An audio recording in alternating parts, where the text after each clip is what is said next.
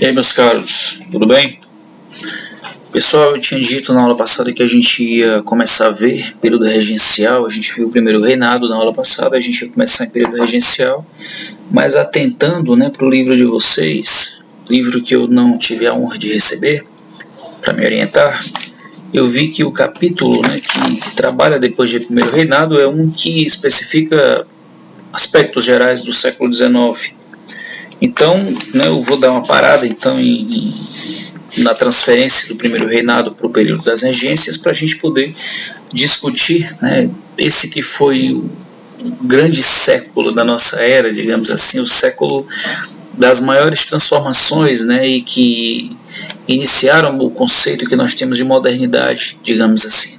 Muitos dos artifícios que nós temos hoje, de utilização no dia a dia, foram coisas idealizadas e construídas no século XIX e foram aí desenvolvidas de maneira mais ampla ao longo do século XX.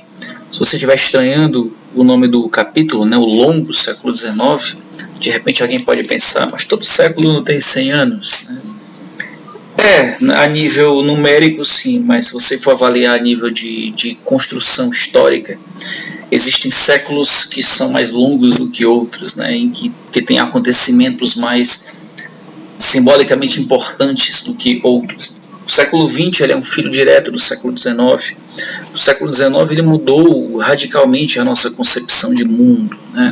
Inclusive, a gente vai tentar ver isso de maneira muito resumida. Esse capítulo a gente vai tentar ver em 2 aulas. E eu estou dizendo tentar porque eu não sei se a gente vai conseguir, não. A gente vai tentar ver em 2 aulas. E muito da inspiração desse conteúdo eu vou tirar dessa obra aqui. Não sei se vai dar para ver, a telinha é pequena, mas é de um dos maiores historiadores da historiografia inglesa, chamado Eric Hobsbawm. Não sei se alguém já ouviu falar, alguém mais curioso aí na área da história, em que ele chama o século XIX de longo século XIX. E olha que nesse livro ele não faz um recorte temporal em 100 anos, não. Ele divide o século XIX pegando aqui de 1875 até 1914. Ele entra no século XX, mas ele contextualiza aquele período de transferência do mundo de uma bela época, digamos assim, daquela construção extremamente positiva e otimista, e vindo a culminar na maior guerra que o mundo já havia conhecido até então, que seria a Primeira Guerra Mundial. Tá bom? Então, aquelas ideias, aqueles pensamentos, aquelas ideologias do século XIX, os avanços tecnológicos e formação de estados nacionais do século XIX culminariam para o que o mesmo Hobsbawm chama de breve século XX, um século que foi abreviado aí por 2 guerras mundiais e pelo nazifascismo, que vai que alguém pensou que eram fenômenos que tinham passado, mas enfim, nós temos hoje a péssima oportunidade de ver que o fascismo ele não é um assunto tão encerrado assim, inclusive está virando moda outra vez, tá bom? Então, enfim, a matéria, conteúdo desse capítulo de vocês é um conteúdo para a gente estudar em 6 meses, no mínimo, mas a gente vai tentar fazer em 3 aulas, 2 ou 3 aulas aqui. Então eu vou ter que ser muito resumido, entendam isso. Muitas coisas que seriam legais a gente discutir, mas o nosso tempo é limitado. Enfim, daria para a gente ir até o final do ano só com o século XIX, mas a gente vai ter que ser bem conciso, o que não implica dizer que você não possa buscar outras fontes, confiáveis na medida do possível, para conhecer um pouco melhor dessas especificações aí do século XIX, tá bom? Então a gente começa falando, antes de falar do avanço, a gente vai ter que falar primeiro do retrocesso. Em algumas aulas atrás nós falamos sobre Napoleão, e antes de Napoleão nós falamos sobre a Revolução Francesa. E uma série de transformações aconteceram ao longo daqueles 10 anos de Revolução Francesa. Muitas coisas vieram a acontecer. muito no campo mesmo das ideias, né? Lembrando que o que vinha antes da Revolução Francesa era o que a gente chamava de antigo regime, que nada mais era do que um sistema anacrônico de feudalismo, digamos assim. Eu digo anacrônico porque não estávamos mais na Idade Média, mas aquela sociedade dividida em aristocracia, em nobreza, em monarquia, em súditos, né, ou servos. Aquela estrutura tipicamente medieval ainda era muito presente na Europa. A concepção da desigualdade era o cerne das civilizações europeias. E a Revolução Francesa trouxe um ar novo, né? Aquele ar mesmo de liberdade e da construção de talvez uma igualdade, né? Claro que eu não estou falando aqui de socialismo, seria anacrônico da minha parte, mas uma ideia de que é possível construir uma sociedade mais igualitária. Essas coisas nasceram ali. Mas, quando Napoleão chega ao poder, lembrando, né, as aulas passadas, ele já deu alguns golpes na Revolução Francesa, trouxe de volta a Igreja Católica, trouxe de volta parte da nobreza e tudo mais, mas quando Napoleão foi destituído, aí, no caso foi preso pela segunda vez, em 1814, os países europeus, preocupados com aquelas ondas revolucionárias, resolveram ali se juntar, né, em Viena, na Áustria, para decidir os rumos, né, que a Europa deveria tomar depois daquele grande colapso napoleônico.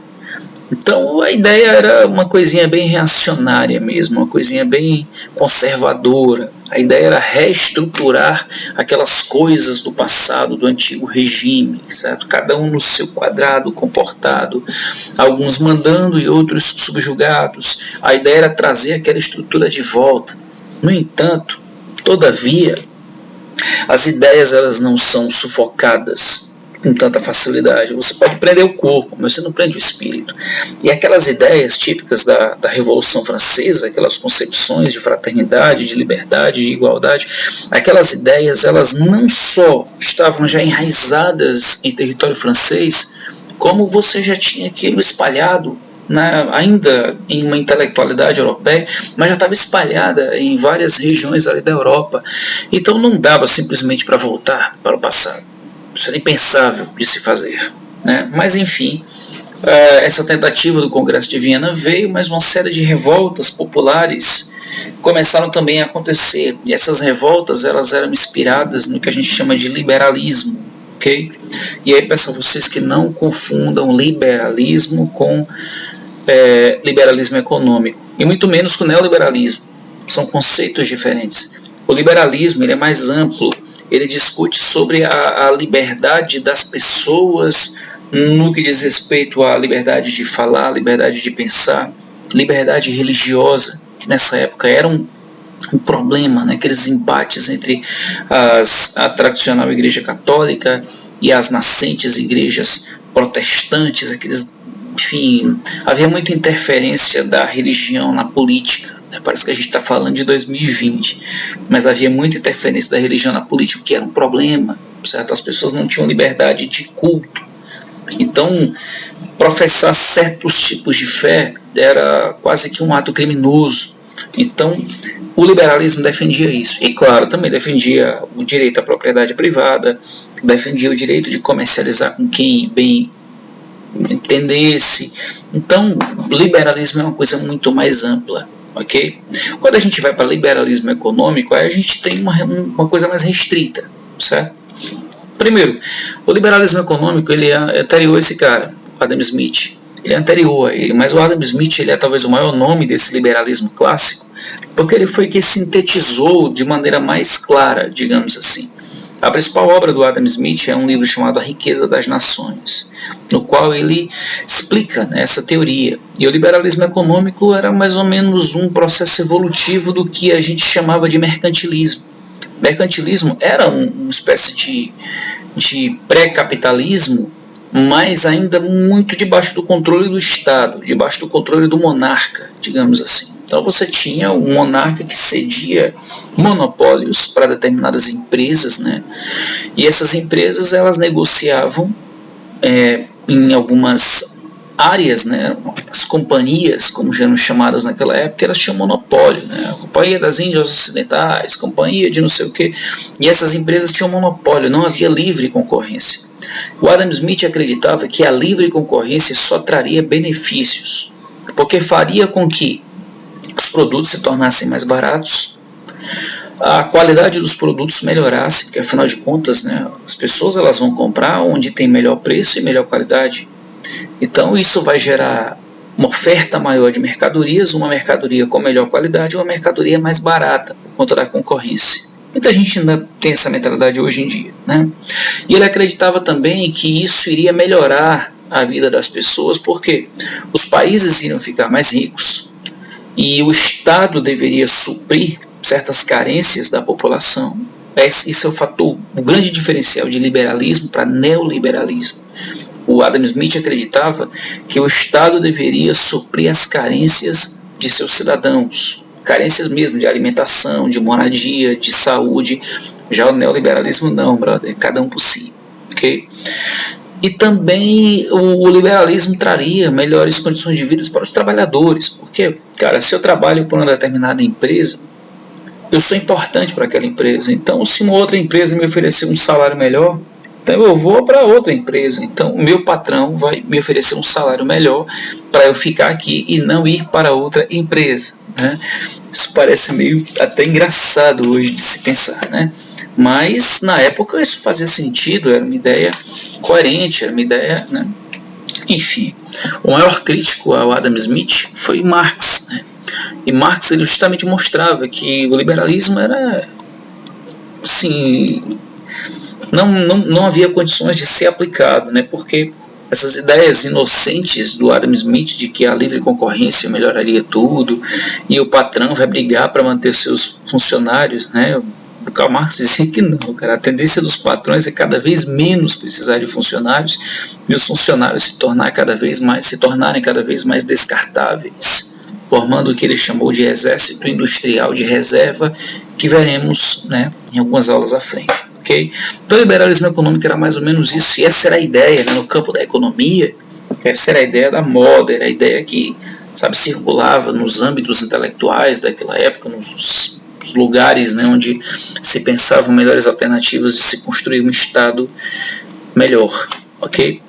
Enfim, dentre as revoluções que aconteceram, né, o livro de vocês cita algumas, mas eu vou me ater aqui à mais conhecida delas, que inclusive gerou, né, aquela aquele fenômeno de luta por liberdade dos povos árabes, né, que virou Primavera dos Povos Árabes, é inspirado nessa primeira aqui de 1848, que se deu em vários países e que justamente eram reivindicações populares, né, eram manifestações populares das pessoas pedindo igualdade jurídica, pedindo melhores condições de vida e que aquela estrutura desigual do antigo regime fosse enterrada de vez. Essa era a ideia central. Okay? E aí foram várias, o mais simbólico no caso, a mais simbólica possivelmente foi a que ocorreu na França, né? Muito inspirada em revoluções anteriores, como a de 1830, ok? Nesse período também, como são muitos conteúdos dispersos, né, a gente vai tentando fazer links aqui entre uma coisa e outra. O ideal é que cada conteúdo desse a gente visse uma aula, mas a gente não dispõe de tempo para isso, ok? Nesse período também nasceu o que a gente chama de conceito de nacionalismo, que muitas pessoas usam esse termo sem ter muita ideia do que nacionalismo é, tá bom? Vamos lá. Os estados nacionais nasceram, digamos assim, na Europa, ali no comecinho da Era Moderna, né? Os mais antigos são Espanha, Portugal principalmente, são países, né, que se formaram daquilo que nós entendemos de países hoje. Pode parecer um pouco estranho, mas se tu pegasse um mapa da Europa, da Idade Média, você ia ver que as fronteiras elas não eram muito claras. Não se tinha essa ideia de que o meu país vinha até aqui e a partir desse rio para lá começa o teu. Isso não havia. Não havia essa ideia de nacionalismo amplo como nós temos hoje. Hoje a gente vive num país que é praticamente o tamanho da Europa e nós temos essa coisa de nos considerarmos brasileiros, ainda que nós sejamos extremamente diferentes uns dos outros. Se vê uma pessoa de Santa Catarina aqui para o Ceará, parece um alienígena, isso de uma outra realidade. Tem coisas que você nem entende o que está dizendo. Eu tenho parentes no Piauí, estado vizinho, e tem coisas que eu não consigo entender da lógica de organização deles, né? Mas enfim, o nacionalismo ele não foi uma coisa oriunda de um espectro natural, digamos assim. Nacionalismo é uma coisa criada, forjada e ensinada. Okay? E o nacionalismo ele surgiu, teve o seu ápice, né, no começo do século XX, mas ele é uma coisa que nasceu muito no século XIX, quando os países começaram a se delimitar, né, e foram criando a concepção de fronteiras, de forças armadas para defender o território, de alistamento obrigatório para os homens. Aquilo dali foi o quê? Foi criando aquele sentimento de pertencimento em relação a uma determinada área. Não era mais uma identificação pelo lado da religião ou da cultura, não. Agora era um sentimento de pertencimento a um território. Okay? O nacionalismo, muito mais do que um sentimento de pertencimento de alguém a uma determinado local, é muito mais um sentimento de distanciamento em relação ao outro, né? Eu sou brasileiro, o que implica dizer que eu não sou argentino, eu não sou venezuelano. Então o Brasil ele vai até essa porta aqui, daquela porta para lá é o Paraguai. Então assim, o que acontece daqui para lá, daquela porta para lá, isso não me interessa, só me interessa da porta para cá, porque isso aqui é o meu território. Isso é uma coisa criada pelo nacionalismo. Okay? Você cria um território, você cria forças armadas, você cria leis para aquele local e você cria determinados símbolos para que a população ela consiga, né, ela se identifique com uma determinada área. Então você precisa de símbolos, os principais, sem dúvida alguma, o hino, certo? E a bandeira, né? Quando tu estiver viajando lá no Turcomenistão, por exemplo, e tu vê uma bandeira dessa daqui, por exemplo, você vai logo se identificar com o local de onde eu venho, né? Esse sentimento não é natural, cara. Tu foi ensinado a pensar assim. O hino também que as pessoas cantam e se emocionam, mesmo sem ter a menor ideia do que estão cantando ali. Não fazem nem ideia de que esse hino é uma homenagem a este indivíduo que está aqui em cima, que a gente viu na aula passada. Mas o hino também é uma coisa, né, que causa aquele sentimento de minha casa. Okay? E aí você também precisa criar os heróis, os mitos, né, também para ter aquela coisa de ter uma história para contar. É preciso ter uma origem comum. Então você tem Pedro aqui, ó, aparecendo aqui como herói. Quem conhece a história de Pedro sabe que não é bem assim, né? Essa coisa de heroísmo e tal. Esse daqui, galera, dá uma olhadinha. Esse cara vai morrer, pessoal. Ele tá com uma forca aqui, ó, no pescoço, tira dentes. Olha a cara dele. Parece que esse cara vai morrer, ó. Parece que ele tá nem aí. Eu vou morrer pela pátria, né? É o Tiradentes, galera. Ninguém sabe nada desse indivíduo, ninguém sabe nem como é que ele era. Mas quando pintaram o Tiradentes, você tem aqui, ó, praticamente Jesus, né? Jesus morreu por nós. E o Tiradentes também, tá aqui ele vai morrer por nós, né? Então você cria uma nação com leis próprias, com território próprio, com uma religião oficial, né? Nosso catolicismo implantado lá dos jesuítas. Enfim, o que tem na formação de um nacionalismo é a imposição de uma cultura dominante. Imposição de uma cultura dominante. Então um determinado grupo cria aquela coisa de nação e empurra a goela abaixo de todos os demais, que o hino agora é esse, nossos heróis são esses, nossa religião é essa, e aquilo vai sendo empurrado, ensinado de pai para filho, de pai para filho, de pai para filho, e você aprende na escola, aprende na igreja, aprende em todo lugar, meu irmão. Então, sem que tu note, tu deixou que aquilo introjetasse no teu psicológico, certo? Então a nação é uma coisa criada, galera. Na países são coisas criadas, certo? Inventadas pelo ser humano, e como é amplamente trabalhado, digamos assim, na nossa cultura, a gente acaba internalizando esse sentimento, tá bom? Mas a história está aqui para desconstruir as coisas, né? Então a gente tenta, na medida do possível, não fazer você deixar de ser patriota. Inclusive, nacionalismo, patriotismo, militarismo são coisas bem diferentes, pessoal. Tem gente que acha que só é patriota se lutar no exército, certo? Tem gente que acha que só é patriota se apoiar o governo, só é patriota se beijar a bandeira, a camisa da CBF. Pô, uma coisa não é tão simplista assim. A gente tem que ter esse cuidado para não vacilar nesses conceitos, ok?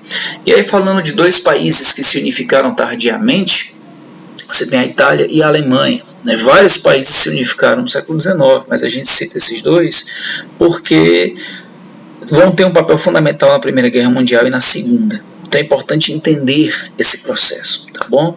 A Itália é esse território aqui que vocês estão vendo, ó, multicolorido, essas muitas cores aí não são à toa. Né? Você tem o modo como a Itália era dividida, não existia Itália país como nós conhecemos hoje.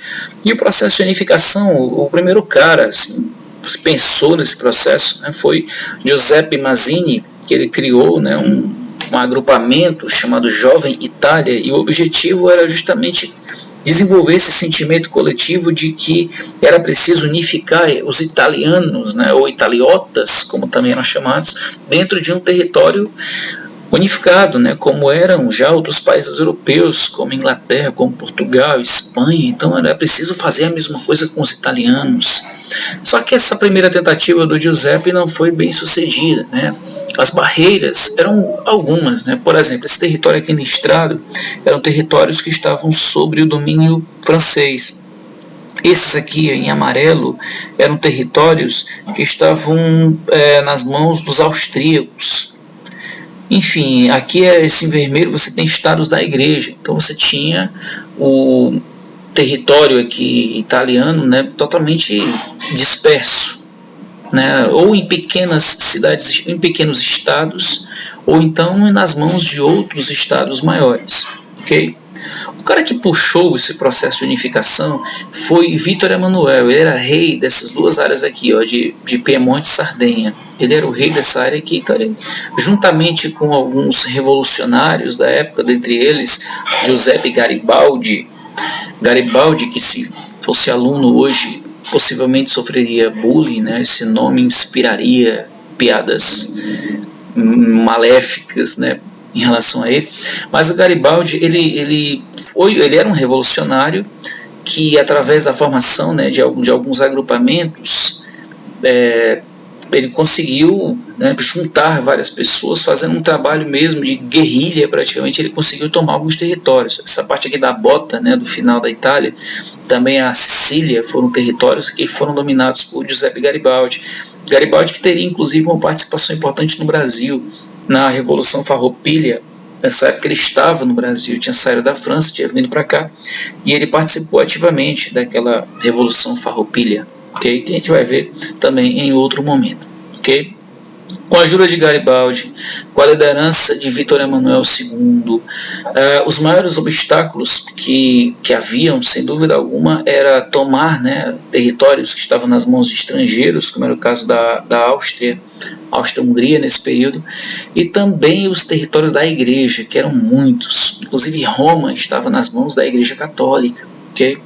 Então o rei Vítor Emanuel ele conseguiu aliança com os franceses, que cedeu esse território aqui, ó, que está listrado, e também numa guerra contra a Áustria os italianos conseguiram tomar esse território aqui, ó, em amarelo, e o Garibaldi tomou esse território aqui em roxo, lilás, sei lá que coisa.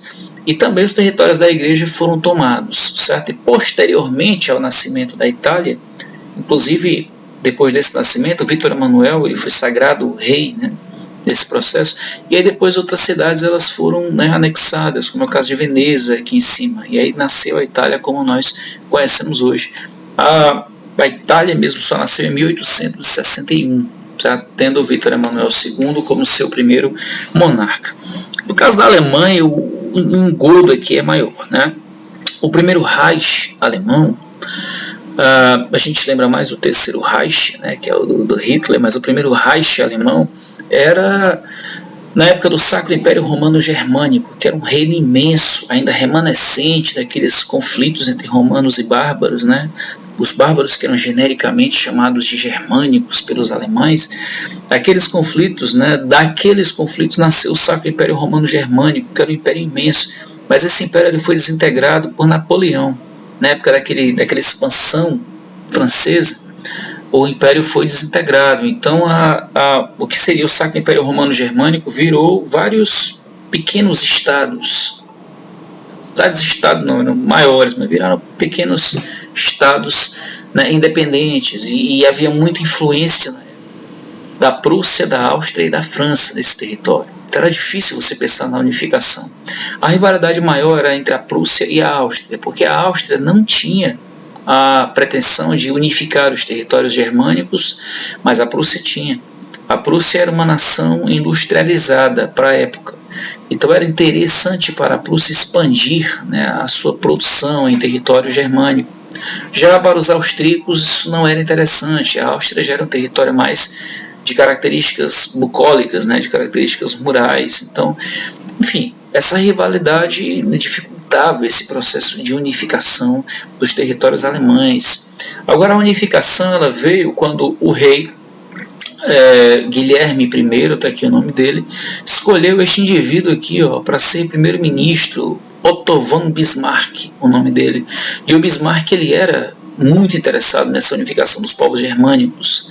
Para conseguir passar por cima da Áustria nesse processo, Bismarck ele fez uma coisa arriscada, né? Ele se aliou aos austríacos, seus grandes rivais, para atacar o território da Dinamarca. Havia o interesse na época de tomar dois territórios, né, dois condados ou ducados, não lembro, que pertenciam à Dinamarca, e aí fizeram um acordo, né, entre a Prússia e a Áustria para atacarem juntos a Dinamarca. Então eles atacaram, tomaram dois ducados que pertenciam à Dinamarca.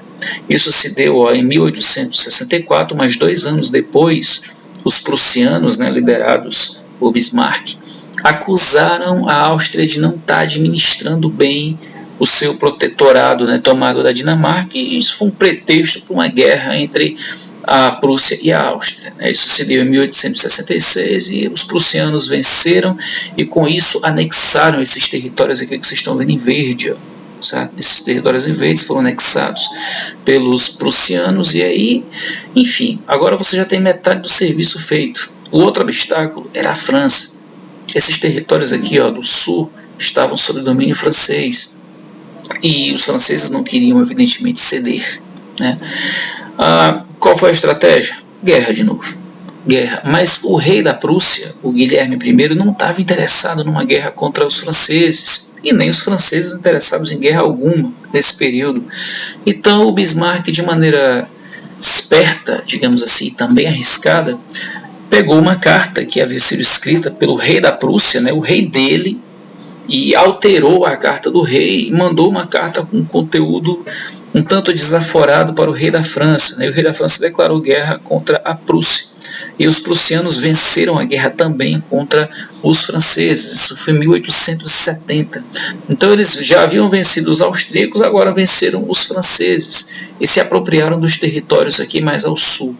Dessa maneira, em 1871 você tinha a Alemanha unificada. A Prússia continuaria existindo, né? Ela deixaria de existir só em 1940. Praticamente ela deixaria de existir depois da Primeira Guerra Mundial, em 1818, mas oficialmente mesmo ela só desapareceria em 1940. Então você tem aqui a unificação da Alemanha, ok? E depois essas nações, Itália, né, principalmente, e Alemanha principalmente, viriam a contestar aquele imenso domínio neocolonial francês e inglês, o que geraria a Primeira Guerra Mundial. O século XIX também foi um século de muitos avanços no que diz respeito à tecnologia e a ideias. Na próxima aula a gente vai discutir o lado político do século XIX, no nascimento daquelas ideologias. Já era o nascimento da ideologia liberal. Aí viriam surgir outras, né, como o anarquismo, como o socialismo, como o comunismo. Enfim, vários ismos aí surgiram nesse período e surgiu também o sindicalismo, né, as lutas operárias conjuntas, enfim, a gente vai discutir isso na próxima aula, talvez em 1 ou 2 aulas, tá bom? Avanços tecnológicos no século XIX foram muitos, né? A gente está falando aqui da segunda revolução industrial, que se expandiu em muitos territórios. Daí você tem, cara, invenções que mudaram a concepção do homem em relação ao tempo e espaço. Invenção de motores a combustão, invenção de navios cada vez mais rápidos, locomotivas cada vez mais rápidas, utilizando o vapor, né, a energia termodinâmica, acho que o nome é esse, não sou da física. Inventaram também coisas que facilitavam a comunicação, o código Morse, depois os telefones no final do século.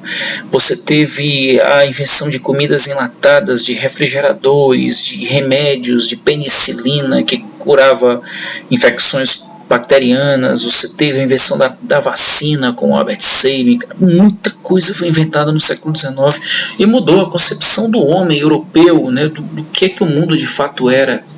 A igreja foi perdendo gradualmente a sua força de influência, né? Tanto é que o século XIX ele é um século muito em que a secularização ela se tornou muito forte. As escolas estavam se tornando crescendo cada vez mais em quantidade e estavam se tornando laicas, né? A educação estava saindo muito do controle da igreja e estava se tornando muito cientificista, digamos assim. Era a experimentação que valia e não mais a dogmatização. Okay? Então as escolas estavam se tornando laicas, as igrejas estavam perdendo força de influência. Você teve talvez a teoria mais chocante do século XIX, que foi a teoria evolucionista de Charles Darwin, né, que de repente foi um golpe muito grande, né, na concepção de mundo que havia. Acreditava-se que a Terra era jovem e que tudo que tinha aqui havia sido criado por Deus, assim, ipsiliter, como é hoje, né, letra por letra. E aí o evolucionismo, não, nós somos um fruto de um longo processo evolutivo e continuamos evoluindo e o mundo continua evoluindo, certo? Então isso foi um golpe muito grande, né, para a Igreja Católica, para o pensamento religioso. Pensadores com teorias muito radicais surgiram nesse período, é o caso do Nietzsche, né, que propunha o nascimento do super-homem, né? Não da DC, claro, mas o super-homem que não necessitaria mais daquela explicação religiosa para o inexplicável. Ele aceitaria o mundo tal qual ele era. Então o século XIX foi um grande século mesmo de transformações. Muito legal poder discutir isso, seria legal a gente ter muito mais tempo para poder fazê-lo, mas quem sabe numa outra oportunidade a gente possa fazer, tá bom? Próxima aula nossa a gente vai ver mais o âmbito político do século XIX e a gente vai poder conversar aí sobre algumas teorias aí mais polêmicas, digamos assim, tá bom? Então, abraço pessoal, até a próxima, a gente se vê na próxima aula, tá bom? Fiquem atentos aos fóruns e às atividades. Valeu galera, abraço.